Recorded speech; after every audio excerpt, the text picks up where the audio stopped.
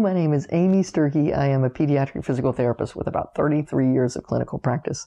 I'm here with my sleeping co-instructor, Bodhi. He is 1 month old and very asleep. We're working on my torticollis video, teaching stretches, and it's important to do stretches multiple times during the day when they're awake or when they're asleep. We're going to imagine that Bodhi has right-sided torticollis. For kids who have right-sided torticollis, they tilt their head to the right and look to the left. So we need to do stretches to address that.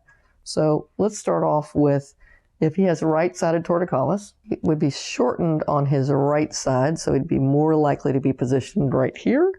So let's just go ahead and see how far his head goes off to the right side.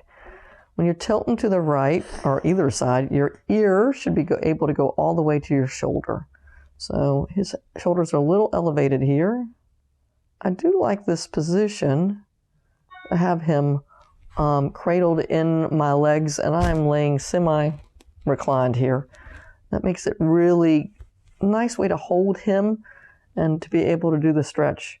So when I go to the tricky side, I want to make sure I stabilize the opposite shoulder and slowly and gently pull the shoulder over. Research indicates that more frequent stretching is better than less frequent stretching. They say to watch how a child breathes and their coloration and whether they're strongly resisting. Just see if you need to back off. There's no consensus in the literature on whether you should hold this longer or shorter. My particular preference is a longer stretch as opposed to a shorter stretch. Some research studies say only a second. I tend to go with, if a baby will tolerate it, 2 minutes at a time. Again, normal range is ear to shoulder, or about 70 degrees if you're a physical therapist. The other stretch you want to do is working on rotation. So a child who has right-sided torticollis has shortening on the right side. They shorten on the right side, but they look to the left. So let's go to the easy side first and rotate his head and neck to the left. This would be the easy side, and a child has in normal range is able to look over their shoulder.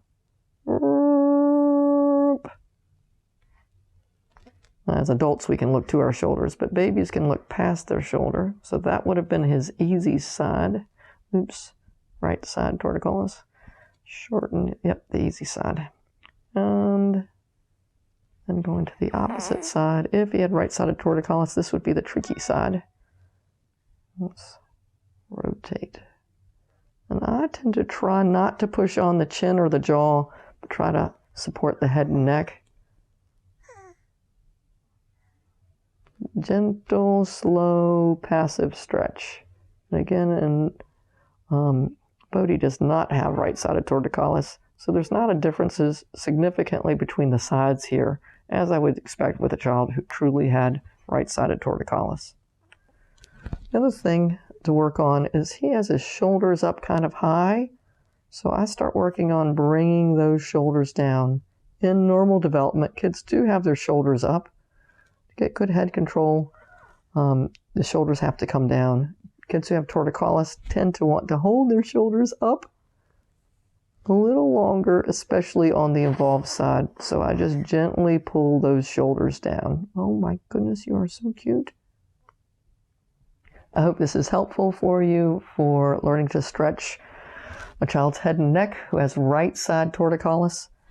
And we'll look forward to seeing you next time. Thanks a lot. Bye-bye.